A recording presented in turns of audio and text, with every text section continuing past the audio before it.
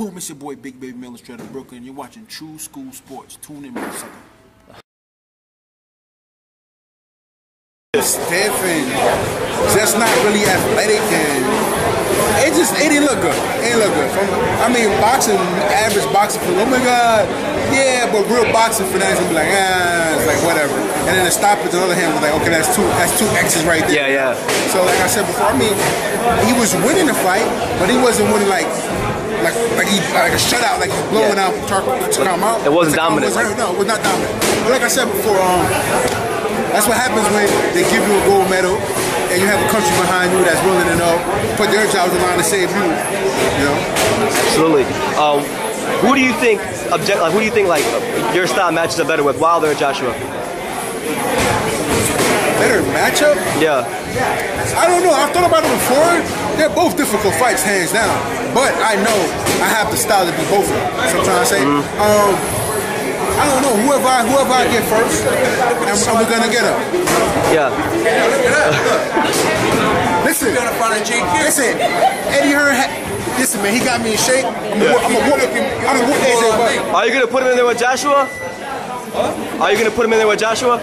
Yeah, of course. Listen, this is the kind of guy who you're dying to be in a position to fight for the heavyweight world title, because he can fight, he can talk, he looks good, he smells good, you know, but he's got to win, and you've got to win well, because sometimes you can be in a heavyweight fight and look average, and then all of a sudden you devalue your brand. If he can look good against Wack, if he can brutalise him and make a statement, we'll be on the phone on Monday. Sign the contract, big boy, sign the contract! Hey, what's going on? It's your boy BT, and I came here to talk some boxing with the thousands of True School Sports subscribers. Now, where's my brethren in Brooklyn? And we're going to talk about Brooklyn's very own Jarrell, Baby Miller. Now, I just got done talking about this on my Google Hangout because I literally just got off of it maybe 30 minutes ago. We had a good time, you know. Wasn't as much as many people there as I'm accustomed to. We still had fun regardless. We'll be live on Thursday to preview the PBC card as well as the ESPN card and just talk boxing in general. So be there live. We'll be probably on around 7 or 8 p.m. So yeah, be on the lookout for that. But Jarrell Miller, he's fighting Johan Duhaupas this weekend on HBO. It'll be his second fight under Eddie Hearn in Matchroom USA, and probably, I think you could say that this is the biggest test of his career. You know, Duhaupas is a heavyweight veteran, fought the likes of Deontay Wilder. You know, when he fought Deontay Wilder, I mean, he wasn't beating Wilder, but very, very hard guy to stop, very durable fighter. And it really is important that this week that Jarrell Miller has not just a good performance, but a great performance, because he stated that he really wants the Anthony Joshua fight. He really wants the Anthony Joshua fight. And in order to get an Anthony Joshua fight, you know, you got to create some demand for it. And Miller has the mouthpiece. You know, he has a personality that'll get people interested. But you gotta have equally, you know, the ability in the ring. And he's got the ability in the ring, but he needs to make sure he really puts that exclamation point this weekend. And it really is interesting because I watched a couple of IFL TV interviews. You know, big shouts out to Coogan Cash's IFL TV. I always love what he puts out. He's always talking to Eddie Hearn, and Eddie Hearn revealed that basically Anthony Joshua will be in Brooklyn this weekend, and he'll be at that fight ringside. So, as you guys see by the title, you know, there's a very distinct possibility that if Jarrell Miller looks good, you know, in this fight and wins, obviously, that you're going to see Anthony Joshua and Jarrell Miller come face to face. And that's going to be a very interesting sight. Like, I've thought about it, you know, because Anthony Joshua, he's got this quiet sort of confidence about him, but he's a confident guy. And Jarrell Miller, he's very brag, you know, he likes to talk trash, and he's got a mouthpiece on him. You know, I personally think, in terms of personality, you know, I think he's more likable than Wilder. That's just me though. But he doesn't. I don't think he's really yet to prove whether he's as good as Wilder. And I think that people are still waiting to see. And you know, with Jarrell, like people, there's a lot of people say, well, okay, Jarrell is not a hard puncher. Jarrell, you know, is this, he's that. You know, even in the fight, people say he didn't look so good. this is a results-based business. Boxing, the world of entertainment in general, it's a result-based business.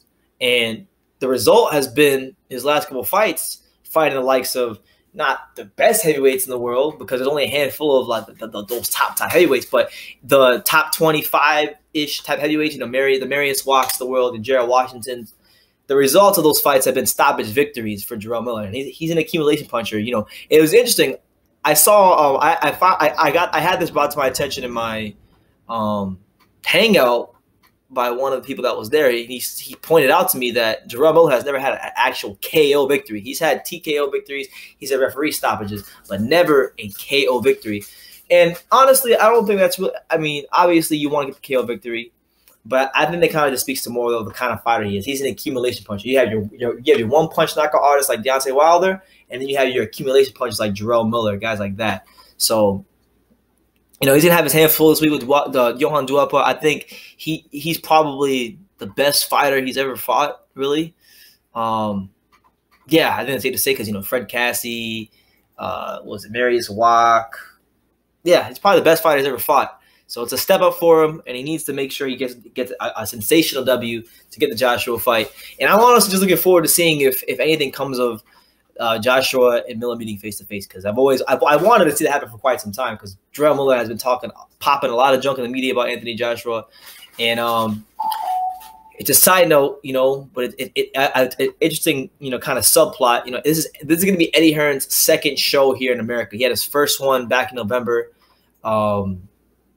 When I saw him in Long Island, but this is the second show in America, so it'll be interesting to see just how he intends to sell boxing here in America, because there's a lot of promoters in American boxing right now. They're not doing the best job, and if there's anybody who I think can get it right, it is Eddie Hearn. So Jarrell Miller, Johan Duapa, it's a good fight. It really is a good fight, but I would expect Miller to come through victorious. He's got better footwork. He's very durable. He's got one of the highest punch outputs in the heavyweight division, and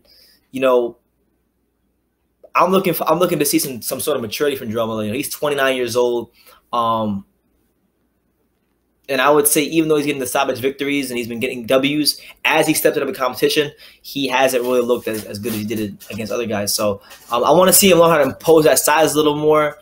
Get more leverage on them shots, because I think he's a good fighter, and I think the Joshua fight will be a good fight. It'll be Anthony's American debut.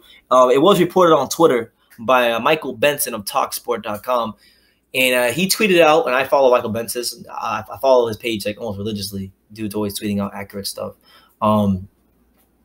He basically said that Eddie Hearn says there's two possible dates for Joshua's next fight.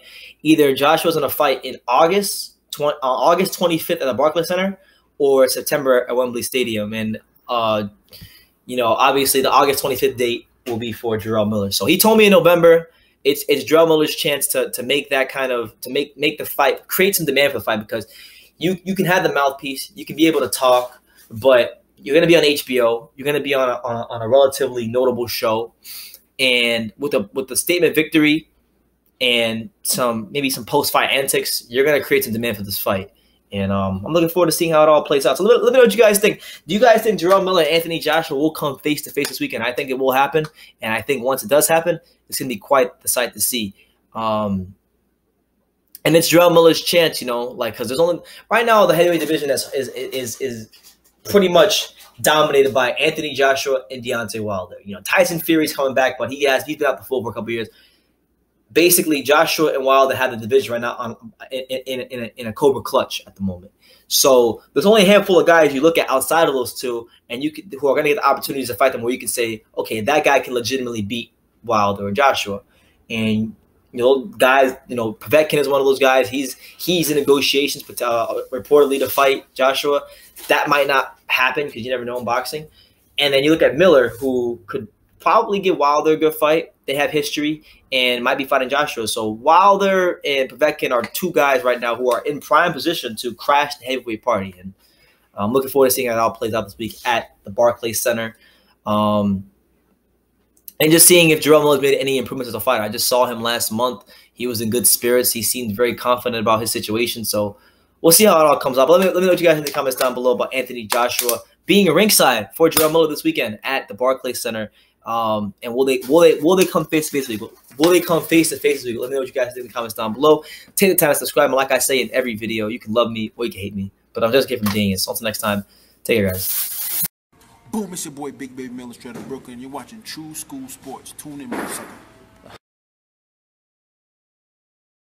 Stiff and just not really athletic, and it didn't look good. It didn't look good. I mean, boxing, average boxing for oh my god, yeah, but real boxing for that is gonna be like, it's like whatever. And then the stoppage on the other hand was like, okay, that's two X's right there. Yeah. So like I said before, I mean, he was winning the fight, but he wasn't winning like a shutout, like he's blowing out to come out. It wasn't dominant. No, it was not dominant. But like I said before, that's what happens when they give you a gold medal and you have a country behind you that's willing to put their jobs on the line to save you. You know. Absolutely. Who do you think like your style matches up better with, Wilder or Joshua? Better matchup? Yeah. I don't know. I've thought about it before. They're both difficult fights, hands down. But I know I have the style to beat both of them. So I'm trying to say. I don't know. Whoever I get first, and we're gonna get him. Yeah. Listen, Eddie Hearn. Listen, man, he got me in shape. I'm gonna whoop AJ, but are you gonna put him in there with Joshua? Are you gonna put him in there with Joshua? Yeah, of course. Listen, this is the kind of guy who you're dying to be in a position to fight for the heavyweight world title, because he can fight, he can talk, he looks good, he smells good, you know, but he's got to win, and you've got to win well. Because sometimes you can be in a heavyweight fight and look average, and then all of a sudden you devalue your brand. Absolutely. If you can look good against Wack, if you can brutalise him and make a statement, we'll be on the phone on Monday. Sign the contract, big boy, sign the contract! Hey, what's going on? It's your boy BT, and I came here to talk some boxing with the thousands of True School Sports subscribers. Now, where's my brethren in the great city of Cleveland, Ohio? And speaking of Cleveland, Ohio, we're going to talk about interesting story that I really didn't see anybody cover, because these guys aren't necessarily the biggest names, but it interests me, so I figure why not. They're both guys. These two fighters are both people I've talked about very frequently, and that comes in the form of Montana Love and DeMarcus Corley. Now, Montana Love, as you guys may know, for those of you who really follow me on here, Montana Love, I made a video about him on my prospect review series just after he fought on Showbox against Samuel Tay.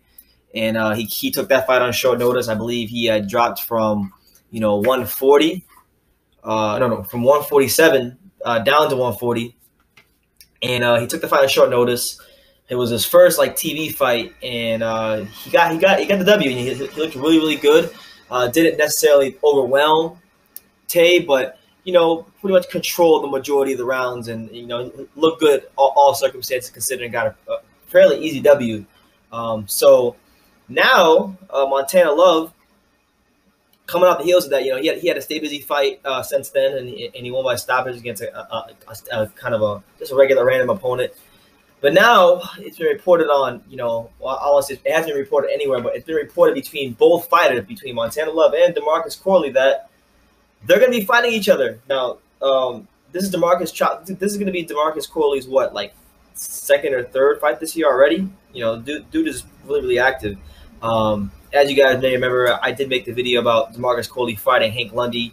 They fought. I thought he gave a good account of himself, but he didn't win that fight. Didn't get stopped though, but I gave a good account of himself in that one. So he's supposed to fight Montana Love. This is a guy in DeMarcus Corley with 80 fights, been a world champion. Obviously up there in age, but probably one of the most in shape people you'll ever see in boxing. The guy has great training habits, and that's why he's able to still perform even at the level he's at right now. Even though he's not, at the world class level, he's still a name in the sport of boxing, and he's someone that if you're an upcoming fighter at this point in his career, if you're an upcoming fighter, if you can't beat DeMarcus Corley, then you can't get on to that next level. So I think it's a good fight for Montana Love. This is a guy that he missed some time early in his career where he had some legal issues, I believe. And on top of that, he had 7 fights last year. He tried to just knock the cobwebs off. So he had 7 fights last year. He fluctuated in weight. He fought 7 fights. He fought 140, he fought 147, and he fought 154. So it seems like he's still kind of experimenting and trying to find out where he feels best. Personally, for me, just watching him fight and seeing some of the footage on Instagram that I've seen of him and on YouTube, some of the sparring sessions, I think, this is just me, I think his best weight will probably be 140. Might be the hardest to make, but I don't think it'd be as hard as I think, because he's not a big guy, so you could, as long as he's disciplined, he should be able to make 140. But no, I think it's a good fight, man. Corley, like I said, man, like, to fight a guy like that in your 10th professional fight, I mean, obviously, he's not DeMarcus Corley from 2004. He's not the DeMarcus Corley that fought Floyd Mayweather or Zab Judah. But that's just the thing, right? You're a young guy that come up. You haven't really fought anybody of serious note outside of Samuel Tay, who, let's face it, is nothing more than just a rugged contender. He's not a world level fighter. Never been a world level fighter. He'll probably never be a world level fighter. But you know, you look at Montana Love, a guy who has only 10 fights. He's fighting a guy like DeMarcus Corley, who's been in there with the likes of, like I said, Mayweather, Zab Judah, Ruslan Provodnikov, Victor Postal. The list goes on and on. You know, Hank Lundy most recently. The list goes on and on.